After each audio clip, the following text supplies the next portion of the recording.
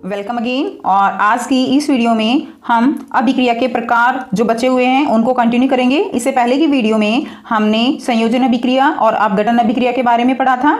अपघटन अभिक्रिया के हमने 3 प्रकार पढ़े थे। कैसे कैसे? ऊष्मा के द्वारा जो अपघटन होता है, दूसरा विद्युत अपघटन यानी विद्युत के द्वारा जो अपघटन होता है जिसमें हमने जल का उदाहरण किया था, और तीसरा उदाहरण क्या किया था हमने? प्रकाश की उपस्थिति में वियोजन अभिक्रिया, यानी प्रकाश भी एक तरह की ऊर्जा है जिसके कारण अपघटन हो सकता है।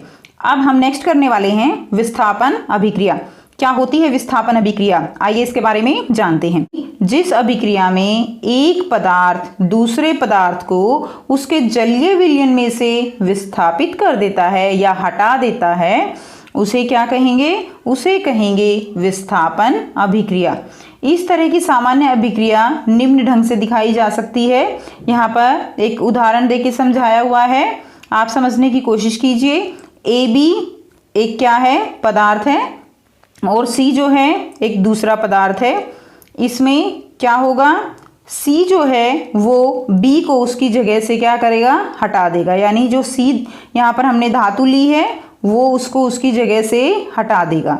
ठीक है, तो यहाँ पर क्या हो जाएगा? AC प्लस B, ये अभिक्रिया हो जाएगी।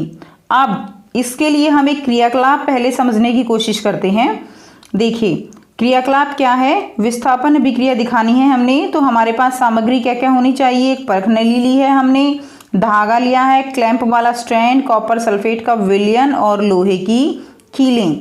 तो क्रियाकलाप कुछ इस तरह से है, आइए इसको समझने का प्रयास करें। लोहे की 3 कीलें लेकर उन्हें रेगमार से साफ करना है। ठीक है, रेगमार से अच्छे से साफ कर लीजिए। 2 परखनलियाँ लेनी हैं और उन पर A और B अंकित कर लीजिए। आपने क्या करना है? प्रत्येक परखनली में 10 मिलीलीटर कॉपर सल्फेट विलयन लेना है, यानी पहले कॉपर सल्फेट का विलयन बनाना है हमने और उसको छान लेना है, और फिर उसको जो है दोनों जो हमने परखनलियाँ ली हैं उनके अंदर डाल देना है और उन पर A और B अंकित कर देना है। कुछ इस तरह से जो है आपको डायग्राम में दिखाई दे रहा है, कुछ इस तरह से हमने ये करना है। उसके बाद हमने क्या करना है? इसमें धागे से 2 कील बांधकर उन्हें परखनली B के कॉपर सल्फेट में 20 मिनट तक डुबो के रखना है। इस तरह से जो कीलें हमने रेगमार से साफ की थी उनको हमने धागे के साथ बांधकर परखनली में, एक परखनली में इस तरह से उसको लटका के छोड़ देना है लगभग 20 से 25 मिनट के लिए। अब जब आप इसमें थोड़ी देर बाद देखोगे तो इसमें आपको कुछ परिवर्तन दिखाई देगा और आपको इसके रंग में परिवर्तन दिखाई देगा। इसका रंग जो है वो मलिन रंग हो जाएगा। किसकी तुलना में? जो परखनली A में विलयन है कॉपर सल्फेट का, उसकी तुलना में इसका रंग जो है वो मलिन हो जाएगा। ठीक है, इसमें उसके बाद क्या करेंगे?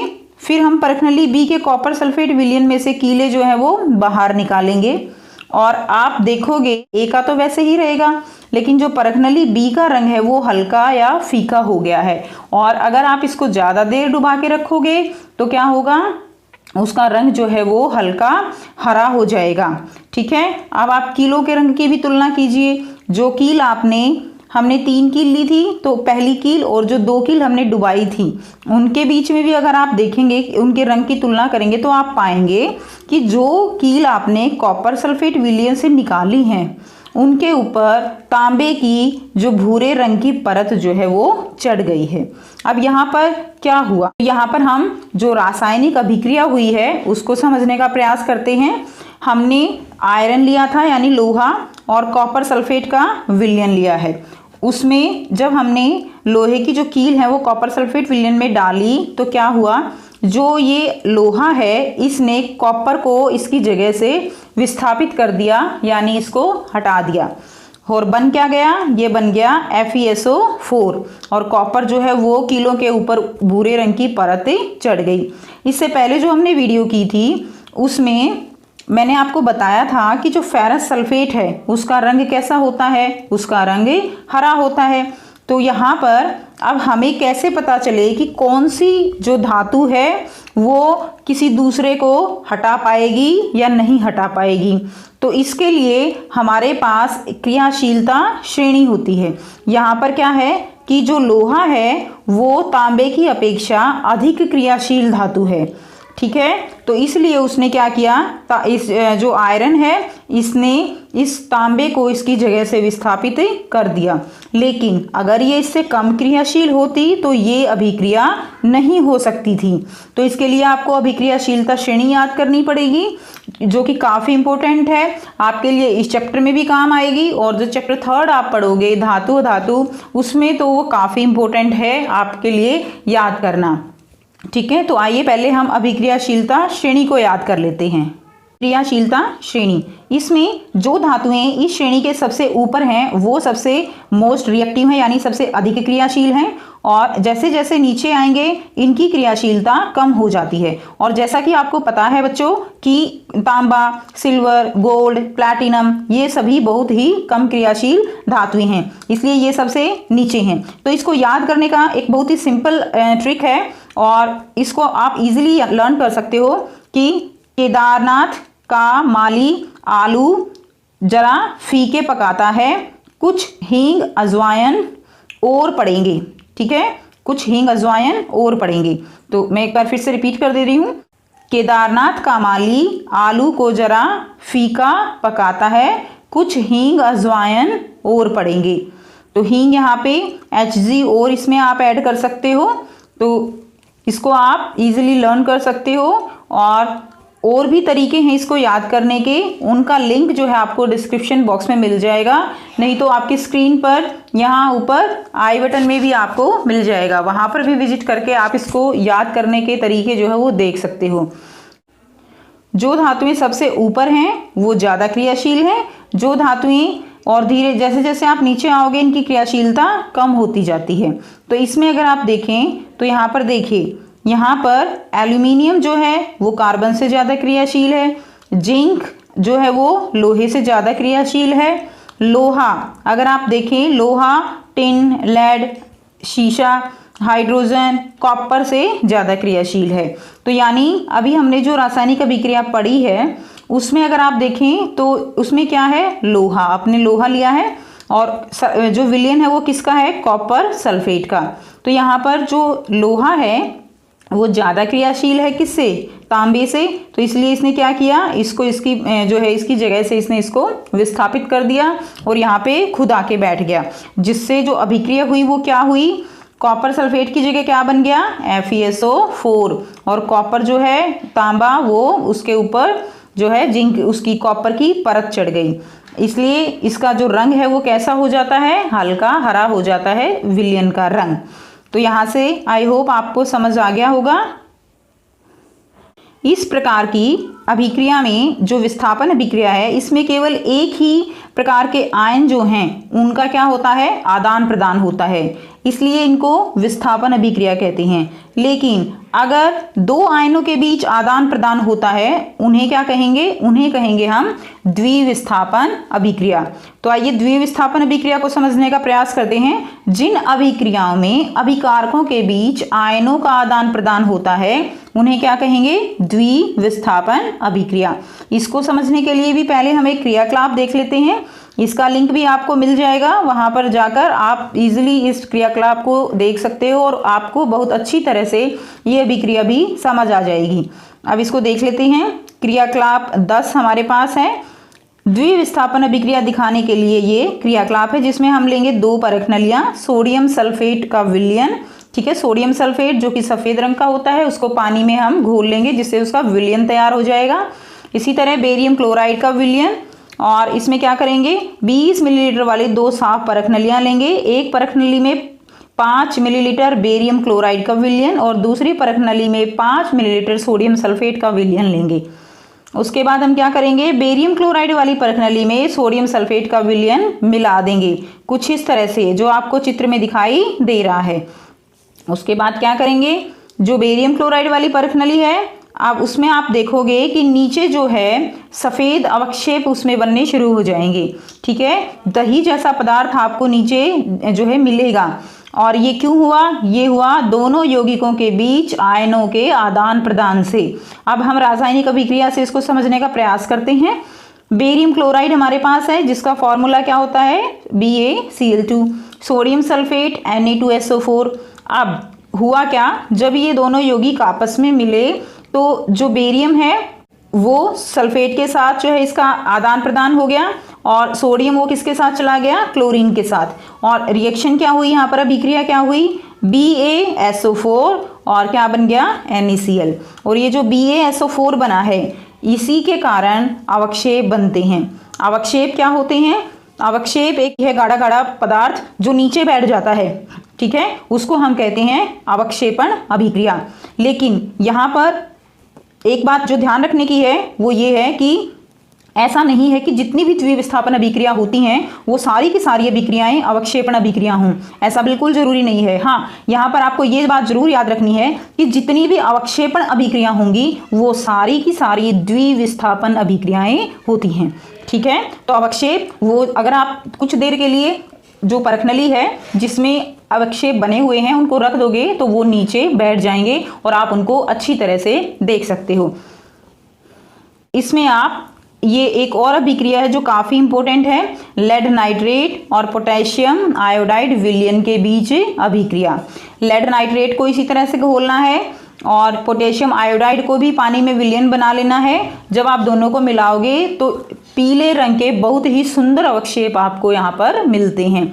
ये जो क्रियाकलाप है ये भी आप लिंक गिवन है वहाँ पर विजिट करके आप इस पूरे क्रियाकलाप को देख सकते हो।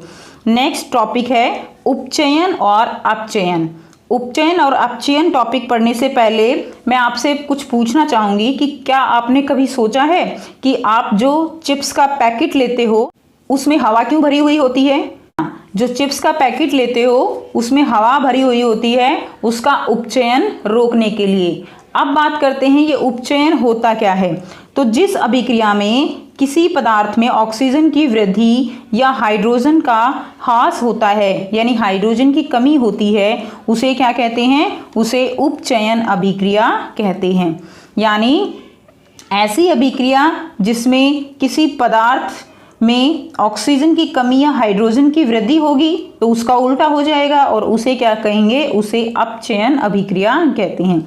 यानी अगर हम एक सिंपल एग्जांपल लें, कार्बन है ऑक्सीजन इसमें मिला दी, ये क्या बन गया, वेरी सिंपल, कार्बन डाइऑक्साइड। तो यानी यहाँ पर क्या हुआ है, अगर आप ध्यान से देखें तो यहाँ पर कार्बन में ऑक्सीजन जुड़ गई है। अब कार्बन में ऑक्सीजन की वृद्धि हुई है, पदार्थ के अंदर ऑक्सीजन की वृद्धि हुई है, तो यानी ये क्या हुआ है, ये क्या हुआ है, उपचयन हुआ है। ध्यान से देखेंगे ये क्या हुआ है, उपचयन हुआ है, ठीक है। सो अगर हम दूसरा उदाहरण लें तो जिसमें ऑक्सीजन निकलेगी, ठीक है, और हाइड्रोजन जुड़ेगी तो उसमें क्या होगा, उसमें अपचयन होगा, ठीक है, उसमें क्या होगा, अपचयन। इसको हम एक एग्जाम्पल से समझते हैं। क्रियाकलाप है, आप चाइना डिश लेंगे, कॉपर चूर्ण, ठीक है, तांबा उसका चूर्ण, तार की जाली, ये तार की जाली है, तिपाई ये स्टैंड और बर्नर इसको गर्म करने के लिए। चाइना डिश में लगभग 2 ग्राम क्या लेना है, कॉपर का चूर्ण लेना है। अब आपको पता ही है कॉपर के चूर्ण का रंग कैसा होगा, तांबे का रंग कैसा होता है, भूरा रंग होगा। अब चाइना डिश को रख के और इसको 15 मिनट तक गर्म करना है। थोड़ी देर बाद आप क्या देखोगे कि जो कॉपर है वो उसमें क्या हो गया, सारा का सारा चूर्ण जो है वो काले रंग का हो जाएगा। ऐसा क्यों हुआ, हुआ क्या यहाँ पर कि कॉपर जो है, आपको पता है कोई भी चीज़ जलती है तो वो किसकी उपस्थिति में जलेगी, ऑक्सीजन की। इसी तरह कॉपर जो है उसने, आप जो हमारा पर्यावरण है उसमें ऑक्सीजन तो है ही, कॉपर जब गर्म हो रहा था तो उसने किसके साथ अभिक्रिया कर ली, उसने ऑक्सीजन के साथ अभिक्रिया कर ली और क्या बन गया, कॉपर ऑक्साइड। और जो ये कॉपर ऑक्साइड होता है ये काले रंग का एक पदार्थ होता है। अब ये नया जो है यहाँ पर एक नया पदार्थ बना है, एक रासायनिक अभिक्रिया हुई है और जो रासायनिक अभिक्रिया हुई है वो क्या हुई है कि जो कॉपर है उसका ऑक्सीजन की उपस्थिति में उसका क्या हो गया है, उपचयन हो गया है, ठीक है, उसका क्या हुआ, उपचयन। अब अगर आप इस अभिक्रिया को उल्टा कर दो, उल्टा कैसे, कॉपर ऑक्साइड है काले रंग का, इसमें आप जो है हाइड्रोजन गैस अगर हम गुजार दें तो क्या हो जाएगा। अभी हमने किया कि अगर ऑक्सीजन की वृद्धि होती है तो क्या होगी, उपचयन अभिक्रिया, लेकिन अगर हाइड्रोजन की वृद्धि होती है तो क्या होगा, क्या होगा, अपचयन होगा। लेकिन साथ साथ यानी अगर आप देखें तो उपचयन और अपचयन, इसमें वृद्धि किसकी होगी उपचयन में, ऑक्सीजन की। लेकिन अगर निकलता है हाइड्रोजन तो भी उपचयन होगा। अपचयन इसका उल्टा, अगर वृद्धि होगी तो किसकी होगी, हाइड्रोजन की, और अगर निकलेगी ऑक्सीजन तो भी होगा अपचयन। ठीक है, तो यहाँ से अगर आप समझें इसको तो देखिए कॉपर ऑक्साइड था, हाइड्रोजन से इसकी अभिक्रिया कराई गई। यहाँ पर कॉपर ऑक्साइड से क्या बन गया, कॉपर, यानी निकल क्या गया, ऑक्सीजन। हाइड्रोजन ले गया किसको, ऑक्सीजन को, तो क्या बन गया, पानी। ठीक है, तो यानी यहाँ पर कॉपर ऑक्साइड का क्या हो गया है, अपचयन, और हाइड्रोजन का क्या हो गया है, उपचयन, क्योंकि हाइड्रोजन में ऑक्सीजन जुड़ गई और कॉपर ऑक्साइड से जो ऑक्सीजन है वो निकल गई, वो कॉपर में बदल गया। तो यहाँ पर उपचयन और अपचयन दोनों तरह की अभिक्रिया एक ही अभिक्रिया के अंदर हो गई है। तो इस तरह की जो अभिक्रिया होती है जिसके अंदर उपचयन भी हो और अपचयन भी हो, ऐसी अभिक्रियाओं को बोलते हैं रेडॉक्स रिएक्शन या रेडॉक्स अभिक्रिया। क्या बोलेंगे, रेडॉक्स अभिक्रिया। ठीक है, साथ साथ इसका दूसरा नाम भी है उपचयन अपचयन अभिक्रिया। क्या बोलेंगे, उपचयन अपचयन अभिक्रिया बोलेंगे इसको हम, उपचयन अपचयन अभिक्रिया। तो इस तरह के एग्जाम्पल भी आपके लिए काफ़ी इम्पोर्टेंट हैं जो आपको करने हैं। अब हम यहाँ पर एक और बात जो है वो पढ़ने वाले हैं, वो क्या है, अगर आप ध्यान से देखो तो ये जो कॉपर ऑक्साइड है ये क्या कर रहा है, कॉपर ऑक्साइड के पास क्या है, ऑक्सीजन, और ये ऑक्सीजन अपनी किसको दे रहा है, ये दे रहा है किसको, हाइड्रोजन को, जिसके कारण जो हाइड्रोजन है वो किस में बदल गया, पानी में। यानी अगर आप देखो तो जो कॉपर ऑक्साइड है वो क्या है, एक एजेंट है। एजेंट किसका, एजेंट है ऑक्सीजन देने वाला। तो यानी इसको हम क्या कह सकते हैं, और जो ऑक्सीजन देगा यानी वो क्या कर रहा है, वो दूसरे के उपचयन में हेल्प कर रहा है। ठीक है ना, कॉपर ऑक्साइड ने ऑक्सीजन दी किसको, हाइड्रोजन को, जिसके कारण हाइड्रोजन किस में बदल गया, पानी में। यानी कॉपर ऑक्साइड एक तरह से एजेंट है। एजेंट किसका, ऑक्सीजन देने वाला। तो यानी ये क्या हो गया, ऑक्सीडाइजिंग एजेंट इसको हम कहते हैं, और इसको हिंदी में क्या कहेंगे, उपचायक। क्या कहेंगे, उपचायक। ठीक है, ऑक्सीडाइजिंग एजेंट है। इसका अपने आप तो अपचयन हो रहा है, लेकिन ये एक ऑक्सीडाइजिंग एजेंट यानी उपचायक की भांति यहाँ पर कार्य कर रहा है। साथ ही जो हाइड्रोजन है वो क्या कर रहा है, यहाँ पर हाइड्रोजन वो ऑक्सीजन लेने वाला बन रहा है। ठीक है, तो इसमें ये क्या होगा, ये एक तरह से अपचायक का काम कर रहा है। यानी कंक्लूजन क्या है कि जो उपचायक होंगे वो क्या होंगे, उपचायक यानी ऑक्सीडाइजिंग एजेंट।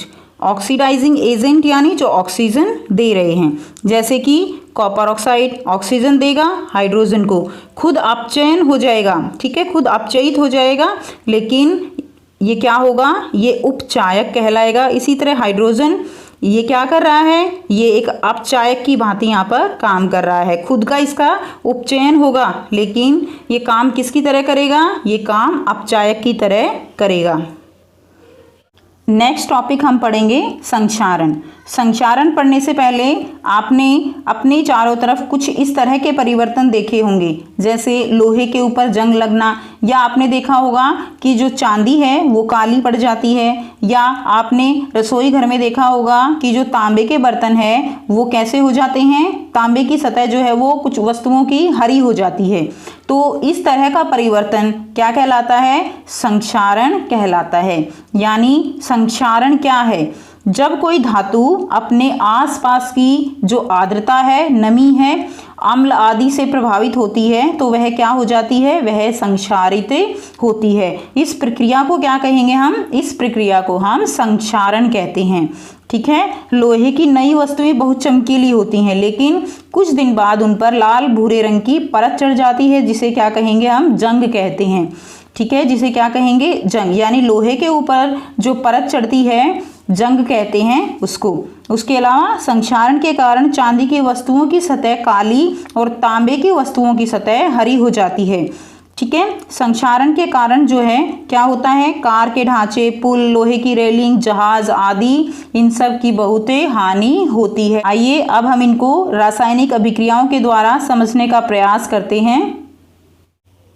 फर्स्ट रासायनिक अभिक्रिया है लोहा। ठीक है, लोहे को जंग जो लगता है वो किस किस चीज की उपस्थिति में लगता है, यानी लोहे पर जंग लगना एक बहुत ही धीमा परिवर्तन है और इसके अंदर धीमी रासायनिक अभिक्रिया होती है। ऐसा तो नहीं है कि आज बिल्कुल लोहा नया है और कल देखोगे तो उसके ऊपर जो है लोहे के ऊपर जंग लग गया है, ऐसा नहीं होता। ये जो प्रोसेस है, ये जो प्रक्रिया है, ये बहुत धीरे धीरे होती है। और कैसे होती है, जो लोहा है वो ऑक्सीजन की उपस्थिति में, ऑक्सीजन कहाँ है, एयर में, और मॉइस्चर भी कहाँ है, एयर में है, तो उनकी उपस्थिति से जो लोहा है उसके ऊपर जंग लगता है, रासायनिक अभिक्रिया होती है और क्या बनता है, hydrated ferric oxide Fe2O3XH2O। X जो है यहाँ पे क्या है, पानी के अणु हैं। दूसरी अभिक्रिया देखते हैं, और जो ये Fe2O3 है, हाइड्रेटेड फेरिक ऑक्साइड, इसको हम क्या बोलते हैं, जंग बोलते हैं, यानी रस्टिंग।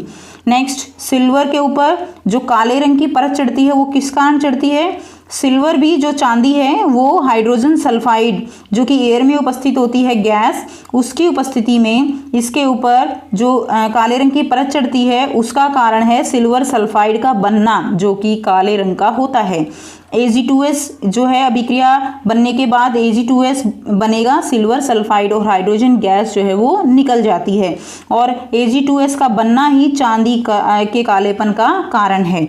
तीसरी अभिक्रिया है, तांबे के ऊपर जो हरे रंग की परत चढ़ती है वो किस कारण चढ़ती है, तो तांबे के साथ जो अभिक्रिया होती है, हमें पता है एयर में कार्बन डाइऑक्साइड गैस भी उपस्थित है, ऑक्सीजन एंड जो वाटर वेपर्स होते हैं, जो आर्द्रता है वो भी उपस्थित है। इन सब की उपस्थिति में तांबा जो है वो अभिक्रिया कर जाता है और क्या बनता है, बेसिक कॉपर कार्बोनेट बनता है, CuCO3CuOH होल ट्वाइस। ठीक है, जो कि ग्रीन कलर का होता है, हरे रंग का होता है। तो अब आप यहाँ पे तीन बातें ध्यान रखोगे। लोहे के ऊपर जो भूरे रंग की परत चढ़ती है वो किस कारण होती है, वो जंग लगने के कारण होती है। लोहे के ऊपर जो परत चढ़ती है उसका रंग कैसा होता है, उसका रंग भूरा होता है। अगला, चांदी के ऊपर जो परत चढ़ती है उसका रंग कैसा होता है, काला होता है, सिल्वर सल्फाइड के कारण। और तांबे के ऊपर जो परत चढ़ती है वो हरे रंग की होती है, बेसिक कॉपर कार्बोनेट के कारण। और इन जो संक्षारण होता है, यानी इनके ऊपर जो परत चढ़ती है उसको हम क्या बोलते हैं, संक्षारण। लेकिन जो लोहा है उसके ऊपर जो परत चढ़ती है उसको हम, संक्षारण तो है ही लेकिन उस पदार्थ को हम जंग बोलते हैं। इसके अलावा इनसे कैसे बचा जा सकता है, यानी हम धातु को कैसे जो है संक्षारित होने से बचा सकते हैं। संक्षारित होने से बचाने के लिए हम गैल्वेनाइजेशन कर सकते हैं, गैल्वेनीकरण। उसके अलावा पेंट लगाकर इनको बचाया जा सकता है, ग्रीस लगाकर बचाया जा सकता है। तो इस तरह से हम इनको बचा सकते हैं। ज़्यादा डिटेल इसकी जो है आप जो तीसरा चैप्टर पढ़ोगे धातु उसमें आप इसको पढ़ोगे। नेक्स्ट जो टॉपिक है वो है विकृत गंधिता। विकृत गंधिता, जैसा कि नाम से ही पता चल रहा है, विकृत का मतलब बिगड़ी हुई, गंधिता का मतलब गंध, यानी विकृत गंधिता क्या है, जब गंध बिगड़ जाए। गंध किसकी, तो यही टॉपिक हम पढ़ेंगे। इससे पहले मैंने आपको अभी एक जो है क्वेश्चन किया था कि क्या आपने कभी सोचा है कि जो चिप्स के पैकेट होते हैं वो उसमें हवा क्यों भरी होती है, यहीं पर उसका आपको आंसर मिलेगा। जब वसा और तेलों का उपचयन होता है, हम पढ़ चुके हैं उपचयन क्या है, ऑक्सीजन की वृद्धि होना या हाइड्रोजन का ह्रास या कमी होना क्या कहलाता है, उपचयन कहलाता है। तो यहाँ पर जब वसा और तेलों का उपचयन होता है तो वे काफ़ी समय तक खुले में रखे रहते हैं, तो वे क्या हो जाते हैं, खराब हो जाते हैं, उनका गंध और स्वाद बदल जाता है। आपको पता है हम सब्जियों को जो है ज़्यादा दिन नहीं ठीक रख सकते, कुछ टाइम बाद वो खराब हो जाती हैं चीज़ें। तो इसीलिए उनको खराब होने से बचाने के लिए ही इस तरह के प्रतिऑक्सीकारक, यानी जो उपचयन को रोक सकें, ऐसे पदार्थ मिलाए जाते हैं। तो यानी हम कहते हैं कि वे विकृत गंधी हो गए हैं, यानी उनकी स्मेल जो है वो खराब हो गई है। इस घटना या स्थिति को विकृत गंधिता कहते हैं। तैलीय और वसायुक्त खाद्य पदार्थों को विकृत गंधिता से बचाने के लिए उनमें प्रतिऑक्सीकारक डाले जाते हैं, पदार्थ मिलाए जाते हैं। यानी अगर हम उदाहरण लें तो चिप्स का जो पैकेट होता है उसके अंदर कौन सी गैस डाली जाती है, नाइट्रोजन गैस से वो भरा जाता है। क्यों भरा जाता है? क्योंकि नाइट्रोजन गैस जो है वो बहुत ही कम क्रियाशील गैस है और इसी गैस के कारण उसको काफ़ी समय तक चिप्स जो हैं उनको खराब होने से बचाया जा सकता है। अगर बिना इस गैस के उनको डाल दिया जाएगा तो वो बहुत जल्दी खराब हो सकते हैं। तो ये था हमारा कंप्लीट चैप्टर। इस चैप्टर से रिलेटेड जितने भी प्रैक्टिकल हैं, एक्टिविटी हैं, वो सब आप देख सकते हो। उसके लिए आपको डिस्क्रिप्शन बॉक्स में जो लिंक गिवन है प्लेलिस्ट का, उस पर क्लिक करके आपको वहाँ पर पहुँचना होगा। वहाँ पर विजिट करके आप सारे इसके जो क्रियाकलाप हैं उनको देख सकते हो। सो नेक्स्ट वीडियो में इसके करेंगे हम क्वेश्चन आंसर, जो भी पाठ्य पुस्तक के क्वेश्चन आंसर हैं और साथ साथ अभ्यास के जो प्रश्न उत्तर हैं उनको भी हम रिवाइज करेंगे, जो कि आपके लिए काफ़ी इंपॉर्टेंट हैं। सो आई होप आपको ये चैप्टर कंप्लीट समझ आ गया होगा एंड थैंक्स फॉर वॉचिंग। मिलते हैं नेक्स्ट वीडियो में इनके क्वेश्चन आंसर्स के साथ।